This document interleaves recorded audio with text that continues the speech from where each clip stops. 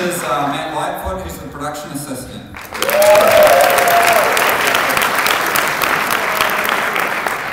So we've got a lot we want to cover because we want to sort of pack as much in. The Q&A, which is going to be the bulk of this, is sort of really important to us.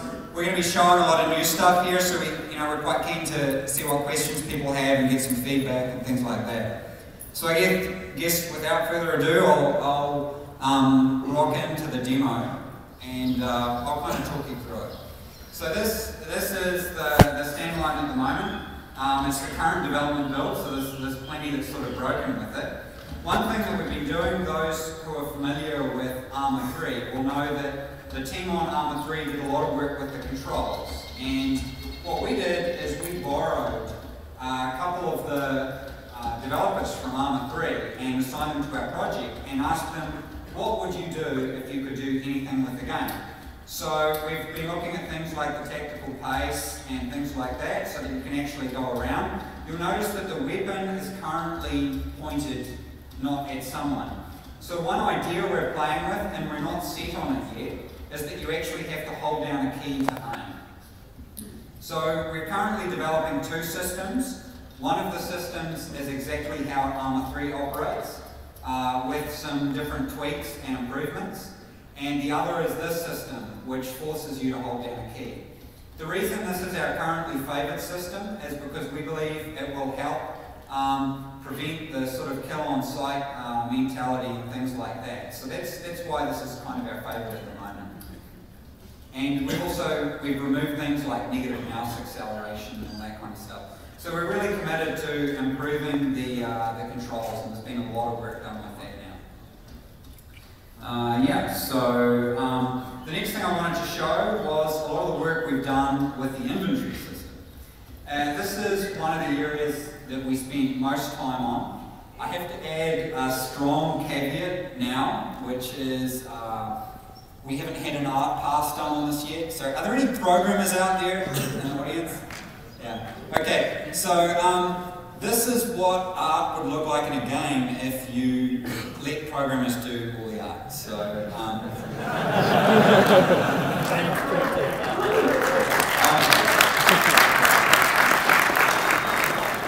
it's going to be a little bit hard to see. I'll try and talk you through this at the moment. So what you're seeing on the left side, the beautiful aqua blue box, that is what's on the ground. So actually it's probably more relevant if I come over to the back of the car here. So you can see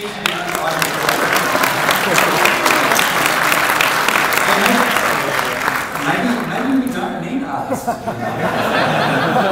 Save a few dollars.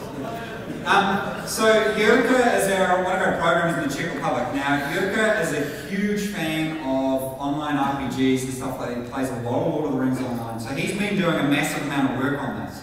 So you won't be able to see it because of the contrast, but when that little box turns green, it actually expands below it, and you can see little items. So I'm going to put some items in the shirt that's on the ground there so that you can see me fill it up. So you can see I can like open and close it there. Now this little green panel, these little green panels here, these are only temporary, they'll disappear. We actually want to have it so that you actually drag and drop off your character's avatar.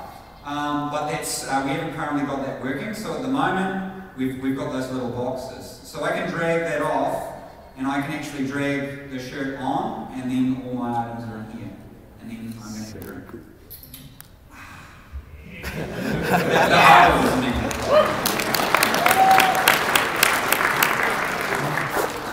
And I'll just, and so I can see what was on my hoodie here before. Same deal, so I can put my motorbike helmet on. I am ready.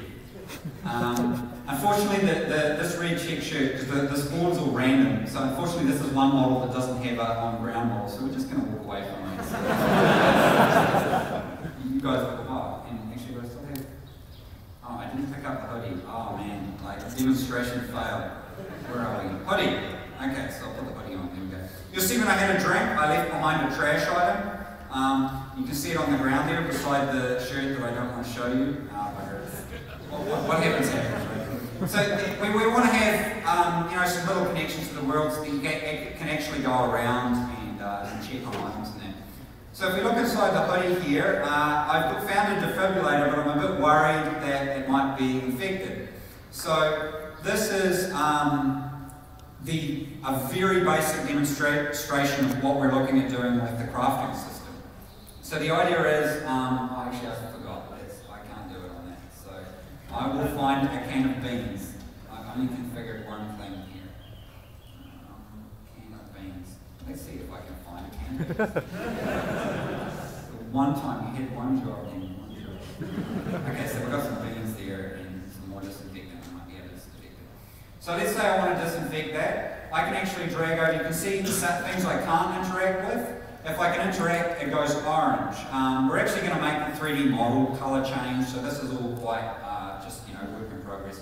It brings up a context menu, and I can, you know, I can craft it. So the idea, for anyone who's played Space Station 13, we're going for that kind of level of crafting. So if I have a look around some of these buildings, hopefully I might find some more stuff. I'm going to take that off, and I'm going to put on a beige baseball cap, so, which is pretty cool.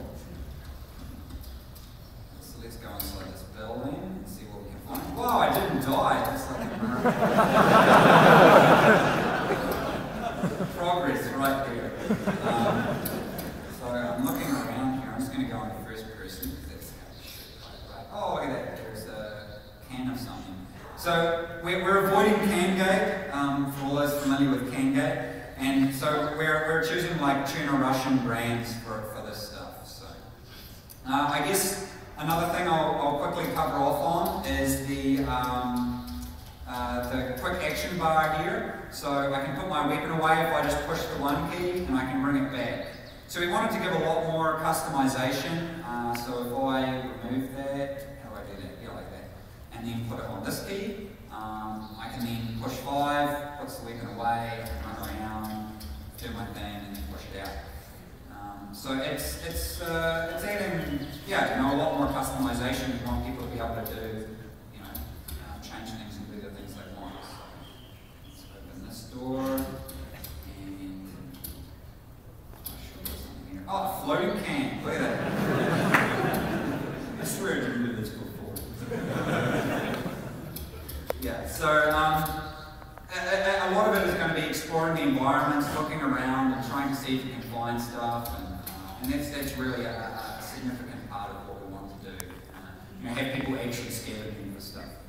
So the inventory system's been quite heavily inspired by XCOM. You can see this black hoodie at the moment has six slots for stuff. So I'm just going to put my defibrillator on the ground here. So, you know, so that's the idea. If you have the weapon, it takes up a certain amount of slots, and you're not going to be able to put it in the hoodie because it doesn't have enough space. So, yeah, that's an area that we've been quite keen on.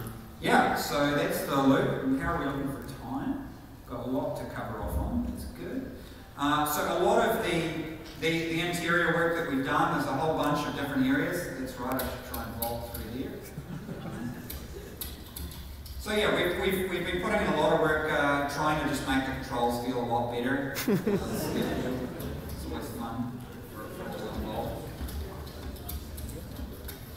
Yeah, and the idea of going through the buildings and scavenging is exactly what we want to do. We've got a lot of new areas in the map that we want people to be able to go through and explore and have a look around. I don't think this one's actually configured for later. Yeah. Oh no, there it is. We've got some cans there and different bits and pieces. And definitely having all the vehicle wrecks and that, having loot items has been quite a compelling thing that we found as well. Yeah, I pretty much covered it. Okay. So I kind of want to move on now and talk across a couple of what our sort of key points are. Yeah, maybe we can put the lights back on so you can kind of see. That's sort of what we're showing them. With the client server, so this is the delay. This is why we haven't had a chance for you to be able to play the game yet. And that is because for those who play the mod, they'll know that the hacking exploiting is a real significant problem for us. So we, in order to release the alpha, we want to finish this architecture that means that everything that's done on your client is just keystrokes, and then it's sent to the server, and then the server is the arbitrator of what you can do. And that work's being done by Andres Spaniel, our lead programmer. He's kind of, I guess, the father of the whole engine. And so he has been focusing on that. And what we're going to do is we're going to lock down for the next 2 months while I'm at Everest, and they're just going to focus on that stuff. And then in June, we're going to do a review of where we're at with the game, and then we're going to see if we can actually release the alpha then. That's the only thing we're waiting for. The crafting system, all that, it's more or less working, so it's really just the content push out from there. So that's the delay, but we kind of feel that there's no point in releasing DayZ until we do that, and that's why we missed the December deadline. Was because we realised that we couldn't just take Armour 2 or Armour 3 and make it work with DayZ. We actually needed to go right back and completely remove components of the game and redo it from scratch. So that I guess brings us to crafting and the... radios? Oh, radios.